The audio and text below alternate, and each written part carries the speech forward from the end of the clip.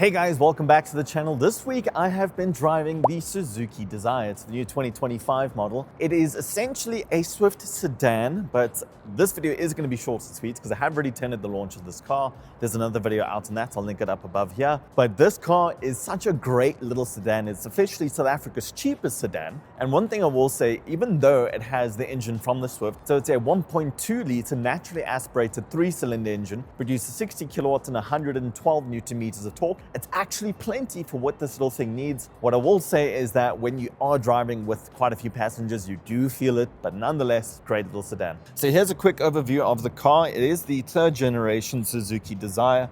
And as I said, it's now officially powered by the Suzuki Swift 3-cylinder engine. This model in specific is a mid-trim range model, so I do think this is called GL+. The naming derivatives have changed slightly. So typically speaking, it was always GL or GLX. There's now officially GA, GL, and GL+. So in terms of this being South Africa's cheapest sedan, it is actually a pretty good car, and it comes with quite a lot. Now, starting off with the exterior, we do get 14-inch mag wheels. Now with the exterior, you are only limited to steel wheels with hubcaps, so this is quite a nice touch. We do also have halogen headlights. None of the trim models come with fog lamps, so just a heads up. And even if we look at the back of the car, we have these new lights, which are very nice, and an enormous boot. Now, do mind it, please. There's quite a few things in here. So this boot is quite big. It is enormous. You can fit a lot inside. It's a bit deceiving. What I will say is there is no sound insulation over here. But at the end of the day, guys, for the price point, this car costs 246,000 Rand. The base level costs about 220.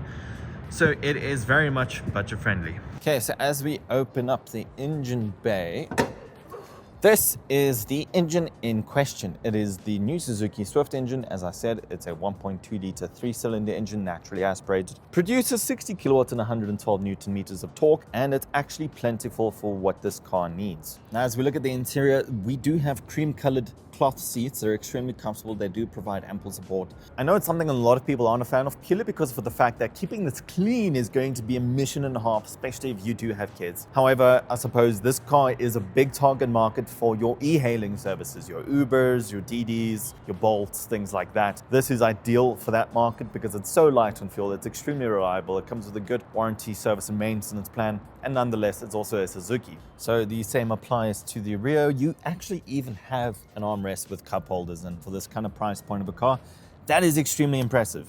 There's also ample legroom. This is in my driving position. I am 5'7", so if I climb in, there is actually more than enough room to sit quite comfortably. And for rear passengers, we do also have 2 charging ports at the back here. There is a USB and a standard USB male.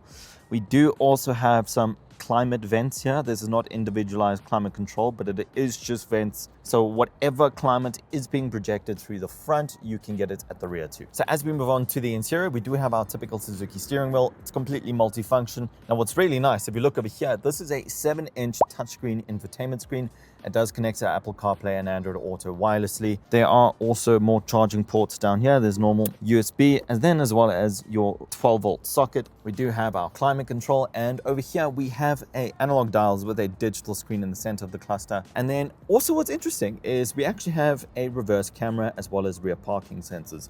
So that is very impressive, once again, for a car in this price range. And probably the thing I love the most about this car is the fact that you can get it in a manual. It comes in a 5-speed manual or a 4-speed automatic. I'll always tell people to opt for a manual option, especially in Suzukis. Not saying that their automatic is terrible. It's a 4-speed automatic. I do just find that with these engines, you need that extra gear just to give the engine some breathing space and some legroom. With the 4-speed auto, it does work. You do sacrifice a little bit of fuel consumption, but personally speaking, I just don't like hearing the engine scream that much, especially on the highway, especially when you want to overtake someone. It drops from 4th to 3rd or 3rd to 2nd. For me, I just don't like it. So personally speaking, I'll always opt for a manual. I don't mind using a clutch. I love driving nonetheless. So if you do want to opt for a Suzuki DZIRE or a Swift or anything, go for a manual, definitely. So as I said, this is the 7-inch touchscreen infotainment display. It does connect wirelessly. It does have a range of features as well. And fuel consumption with the car, so as you can see, it's about 6 liters per 100 kilometers. So at 6 liters per 100 kilometers with